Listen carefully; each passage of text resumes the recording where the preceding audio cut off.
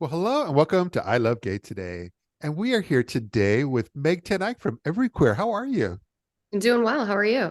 Fantastic. It's a snow day today, right? It is. It is. I wish we still got snow days off from school, but it's a snow day. I'm in Pennsylvania, just on the edge of New Jersey, and yeah, we got about a foot, and so it was fun connecting with you in Brooklyn, where it's just starting to finally taper off. Yeah, it's just ending now, but it's been a nice, pretty snowy morning, so it's been good.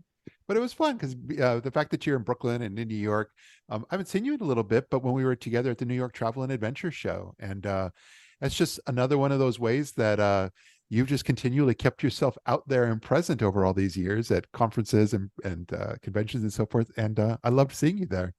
Oh, thank you. Yeah, I feel like, the evolution over time of all the different things that I've been doing, and I feel like it always comes back to LGBT travel and trying to do different things, try different avenues within the industry and what the audience wants and all that, and keep kind of moving forward.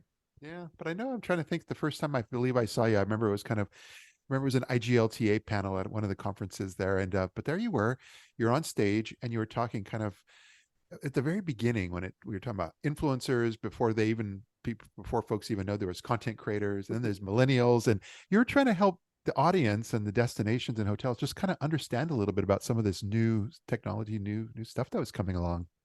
Yeah, well, I think that, I mean, media in general has changed tremendously over the last 20 years, but in particular over the last 10 years. With the kind of advent in the early days of bloggers and then YouTubers and now social media influencers of all stripes, as well as, people who fall kind of more on the traditional media side, but they own their own platforms or they own their own media companies, their own publications. Um, I think the world of media has just changed so much, and that sometimes the industry has a hard time keeping up with the technology that's behind it or the advent of new streams of media, even. So it's, been interesting to be along for the ride and see all the different variations coming along. Yeah, especially back then, it seemed like it was very focused on travel influencers and putting their personality out there primarily on Instagram. Do you feel like it's Mhm. evolved over those, like even say 10 Oh, years? absolutely. I would say when I first got started, blogging, written content was really what a lot of people were doing. Instagram was brand new when I first got started, and was starting to gain some traction. But it's also, I feel like there's always been a little bit of fear or maybe kind of nervousness around the concept because there's really no like barrier to entry for media anymore. And that can be a really great thing and it can be a really horrible thing depending on kind of how you're looking at it. And on one side, it's really great because so many marginalized communities are giving the opportunity to have their culture and their type of content and their interests, at a much larger platform level, that when there was a lot of gatekeeping of traditional media just didn't happen. But at the same time, then you're also getting folks who aren't media literate, who aren't media informed, or people who are trying to manipulate with media and all of those kind of things. So it's really a double-edged sword, but I think media, whether you love it or hate it, is a tool that needs to be used to disseminate information, especially when you come from a community that isn't represented in a lot of mainstream media like we do. Yeah.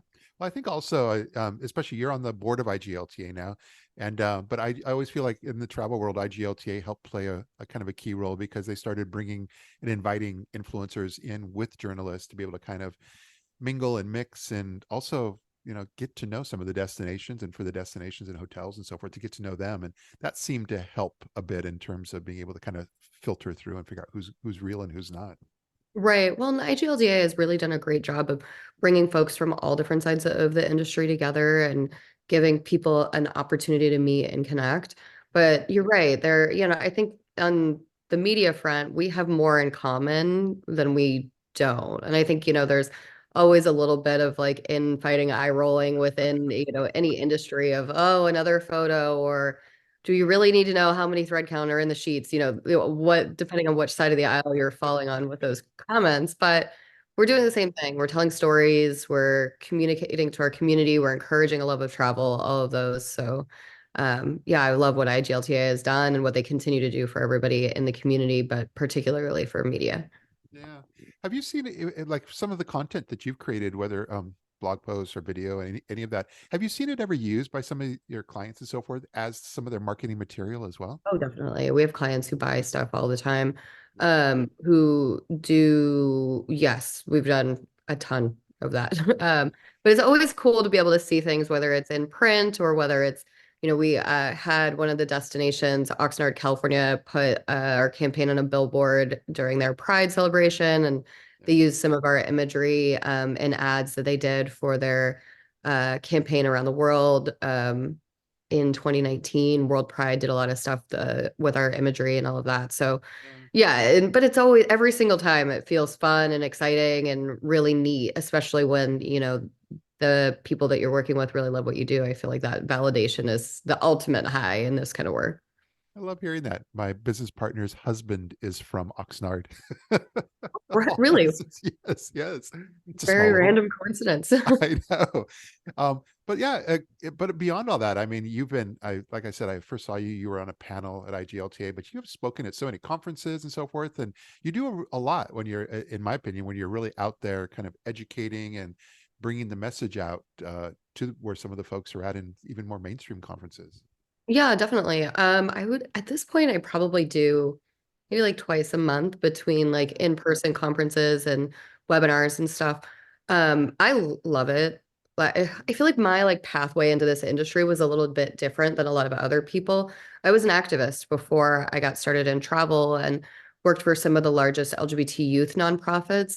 Yeah. So my background is in policy. So when I came into travel, I had kind of a different perspective of travel through a more political, the active border crossing, those kind of things, that thought process and that mentality. And early on, I decided to use a lot of that in the writing that I was doing because people started asking questions that were very much, well, do you feel safe? Like, and especially in the early days when I was traveling solo by myself, mostly in Asia in the beginning. And yeah, I did feel safe. And, was a long stretch of time that I was traveling with a non-binary partner who was very visibly LGBTQ. So we learned a lot together and we grew a lot together in like our understanding of travel as both a fun, enlightening, wonderful educational thing, but then also as kind of this teachable moment where we're growing and expanding and our understanding of travel, but also of the industry. So in the early days, a lot of the panel discussions were a lot of stuff about, what is social media and why should you be using it and kind of those basics. And I think now everybody is kind of bought in that social media, whatever variation is around to stay.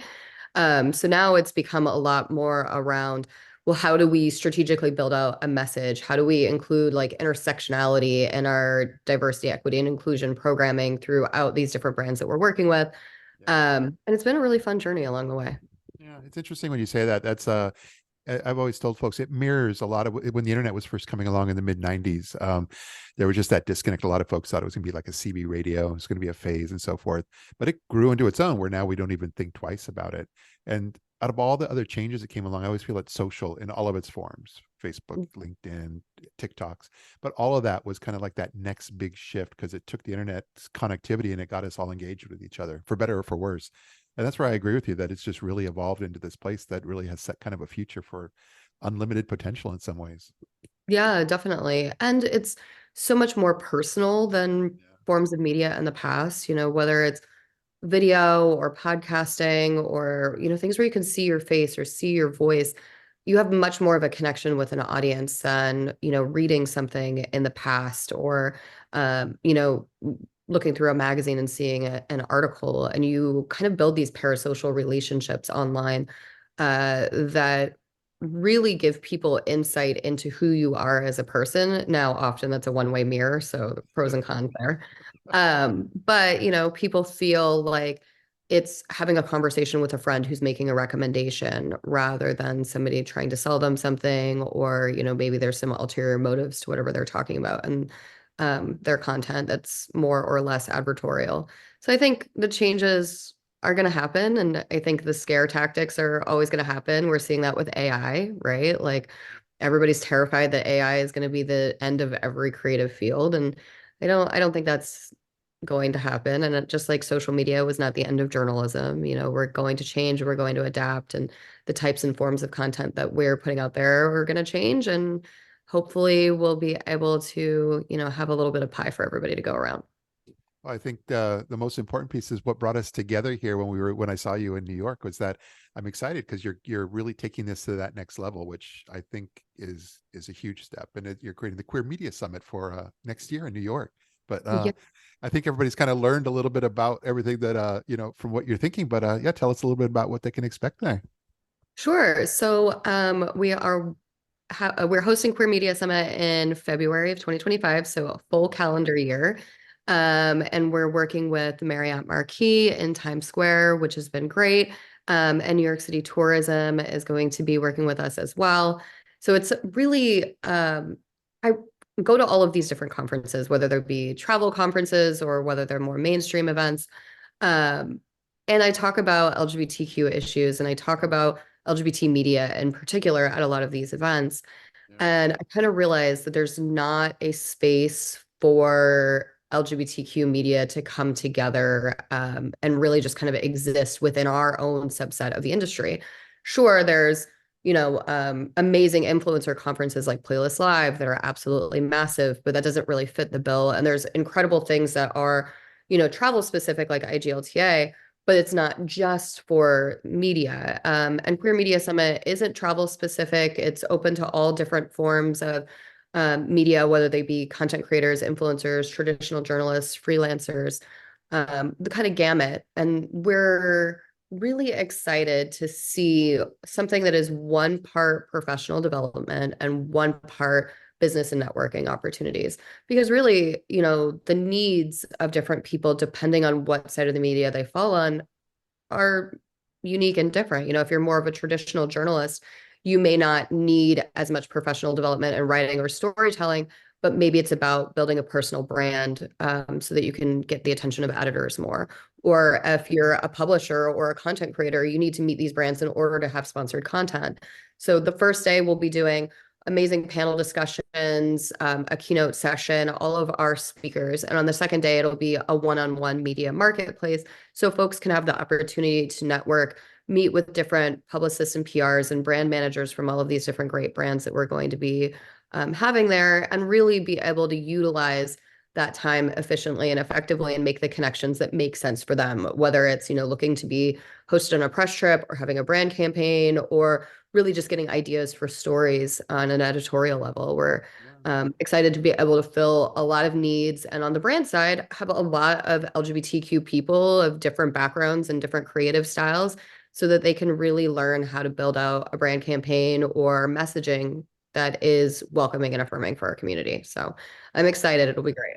I'm excited. Yeah, that's and those sort of things are great, especially the first year, because everything you were describing, what you're going to find is that it'll be interesting to watch and see what resonates strongest and how, what people gravitate towards, because they sometimes have a life of their own after that as you continue in year 2 and year 3. Yeah, definitely. And that's one of the wonderful parts of it is that this is really the result from, the need of the community seeing so many different events come together and like, the media is there, but maybe they're not as much of a focus or a priority, or, the media is there, but everybody's kind of sitting in a press conference and not really kind of interacting with the rest of the conference. So I'm sure that we'll grow and expand, and, if the gays love anything, it's feedback. So I'm sure I'll get notes. Oh, this is going to be exciting. So no, mostly I'm really glad that you were able to take a few moments of your time and kind of share a bit of your story here with our audience. But in addition, and especially looking forward to what all comes together for next year.